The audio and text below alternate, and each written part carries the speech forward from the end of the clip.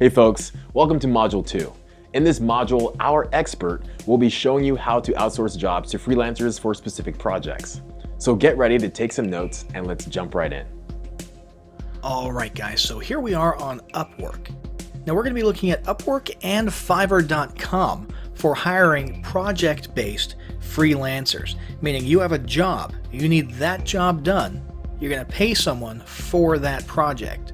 Now it might be an upfront agreed on cost for the entire project, or you could pay per hour, okay, depending on exactly what the project is and obviously the desires and the needs of the individual who's completing the project for you. Some people will only work for an hourly wage as opposed to agreeing on a project-based payment.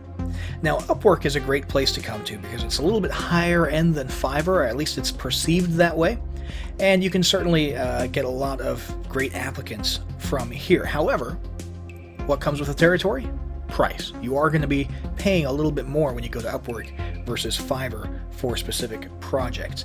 So in this case, let's say that we're actually looking for an appointment setter. Okay, there's no shortage on Upwork of different types of positions and specialists. Okay, you could come up with anything, and it's probably on Upwork. Anything from web design to software development to voiceovers, graphics design. But for our example, let's do appointment setting. And appointment setting just means following up with leads or even cold calling and trying to get appointments set up for sales calls. Okay, so let's try appointment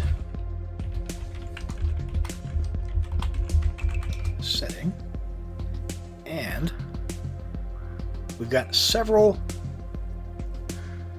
pages worth of results here. Okay, a lot of people here are doing appointment setting, and as you can see, it's always in parallel with sales and telemarketing. A lot of people who are marketing themselves as appointment setters will also happen to have closing as a skill, meaning they can also do the actual sales calls for you. They can also do the closing calls for you. A lot of them will be cold callers. They can do cold calling. Some people will specifically say in their resume that I will not do cold calling. I work with warm leads only. Okay, so you'll need to make sure you find one that fits what you're looking for. Let's just click on Deborah here. Actually, she doesn't actually specifically say appointment setting. Oh yeah, she does right there. So let's click on hers. Let's have a look at her Upwork profile. So she's got an 80% job success rate. That's one of the things you want to look at here, is how exactly your fellow job posters are rating the people here. So we've got relevant work, then we've got all work history. Okay, there's a lot of cold calling, lead generation, social media, sales. So it looks like she actually does sales calls as well. And it looks like for the most part she has some pretty good feedback, or in some cases no feedback. Right here, 3 stars but no explanation given. Okay, in my book, I usually only want to take a very negative review seriously if there's some details given.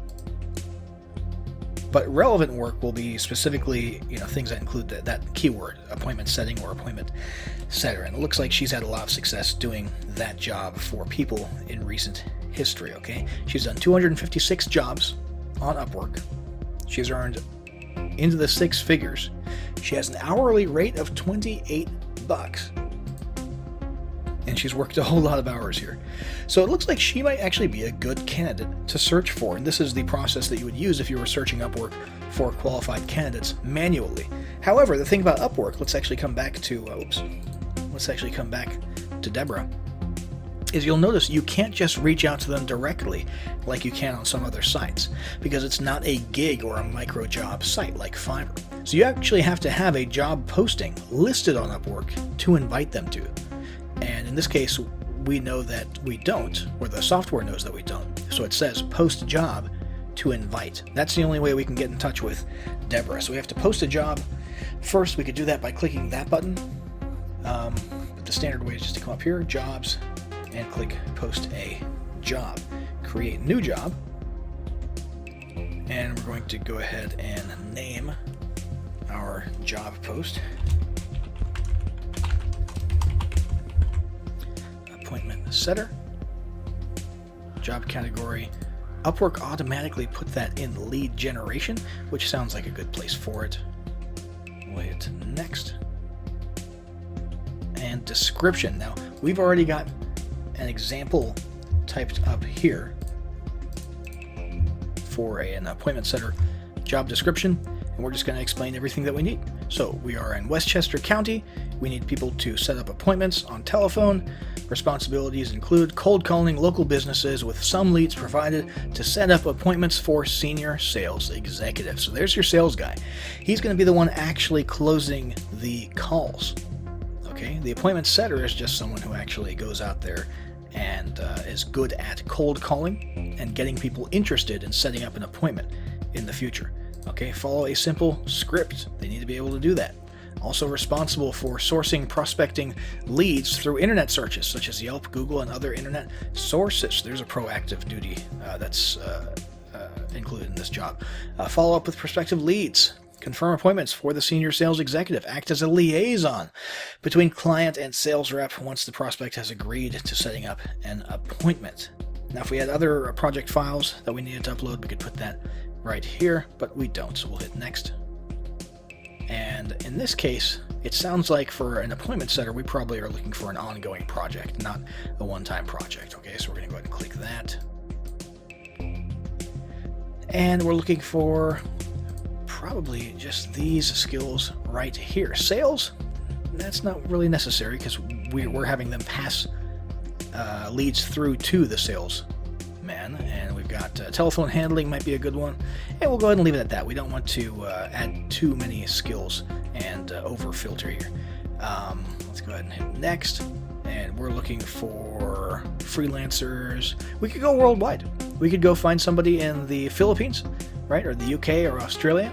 Someone who, seems to have a pretty standard English accent. And we could have them calling in the United States if we wanted to provide the service, or the infrastructure for them making those international calls. Okay, for example, we could, if we were doing this via Skype, that would be an option. But for our purposes, let's do US only. And states and time zones, let's just say Central Time. Next. Who can see your job? Only Upwork freelancers, anyone. Let's go ahead and increase the reach to anyone. If we wanted to, and we only wanted to reach out to people like Deborah, who we were just now looking at, and manually invite people, we could do invite only.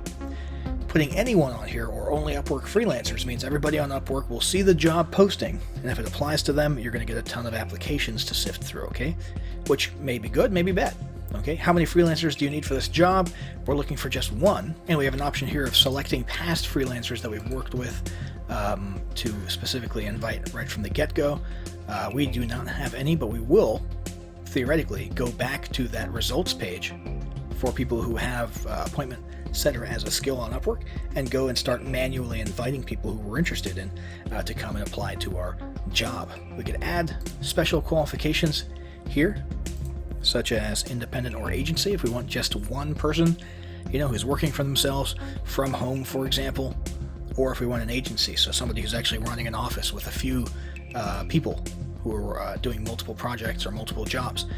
Hours billed on Upwork, let's say we only want people who have worked 500 hours or more, okay, to filter quality a little bit. Job success, let's say 80% and up. English level, self-assigned, let's say native or bilingual is important. And group, leave to no preference. Let's hit next. Pay by the hour or pay for a one-time project. Now let's say we're just running a campaign here, okay, and we're just hiring someone for a one-time project. We can click that. Do you have a specific budget? Let's say we are willing to spend $2,500. And in this case, we would probably be setting some type of a quota, right? So let's say we're just opening a new B2B service in a certain city. And we just want to get, 20 appointments set.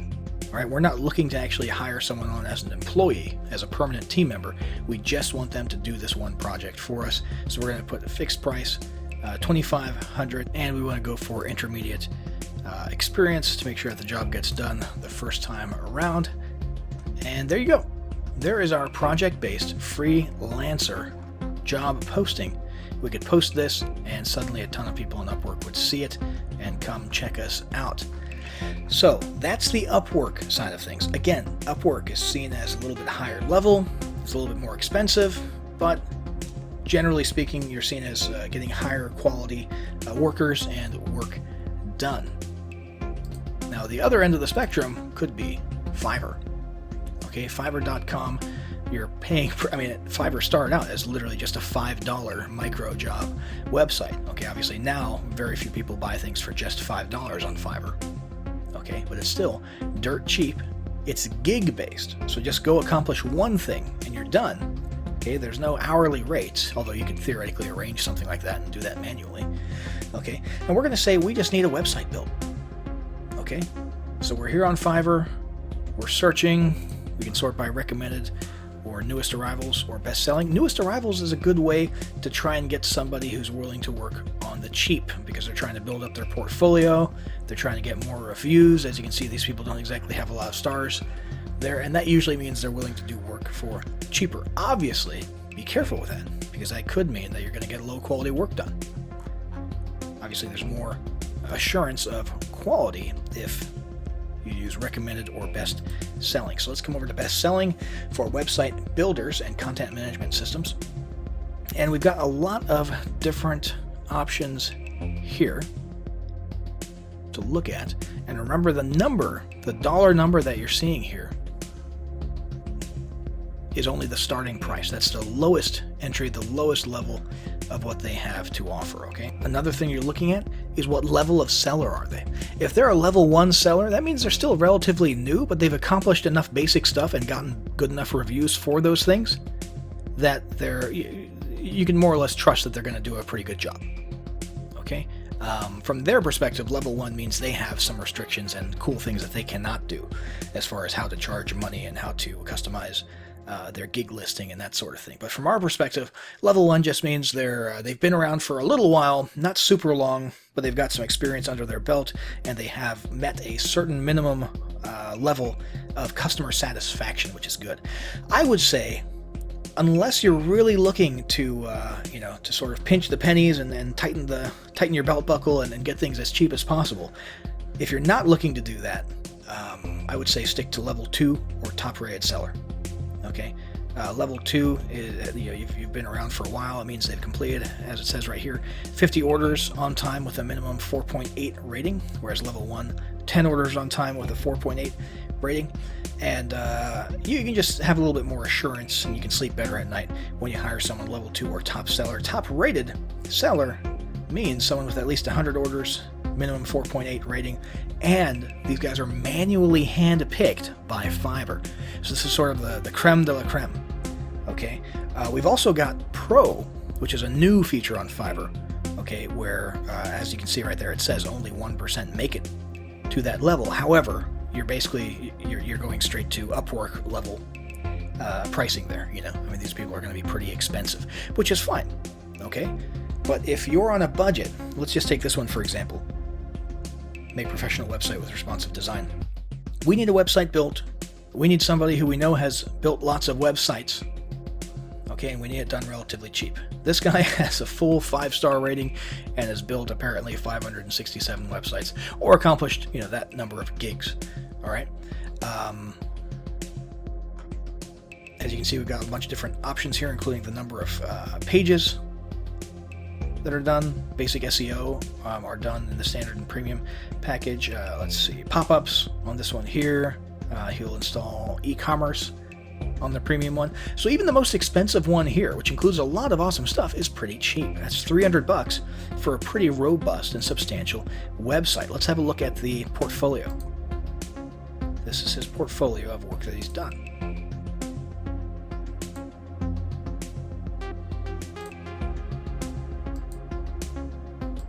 Okay, so these look like pretty solid websites. He's got a solid portfolio of good-looking websites, and you can get the max package with all the goodness in it for $300, for $295 right there. Now, the way that this works is you're literally hiring people directly. You're not posting a job here, although you can post sort of a job/inquiry/request and have multiple people respond to it. There is an option for that. Generally speaking, the way Fiverr works is you reach out, and it's just like a marketplace, just like Amazon. You're looking at products and looking at the ratings for those products on Amazon. Here, you're looking at gigs and individual workers, okay, vendors, and you're looking at their ratings, okay, for past work, and you're choosing them, okay, not the other way around. You're not posting like you would on Upwork and then having other people come and apply to work with you. All right, so that's how Fiverr.com works. And it's a great way to save some money, get some work done. And obviously the other thing that we talked about was Upwork, where you actually post a job with all the specifics, and then you're going to be sifting through applications to pick the best qualified person. And again, Upwork is perceived as being a little bit higher end, higher quality. So by now we've talked about full-time permanent team members, and then we just talked about freelance project-based freelancers. So now it's time to move on to talk about how to actually manage those people, manage tasks, manage projects, collaborate with them, and make sure work is getting done well once you've got them on your team working for you, either as freelancers or permanent team members.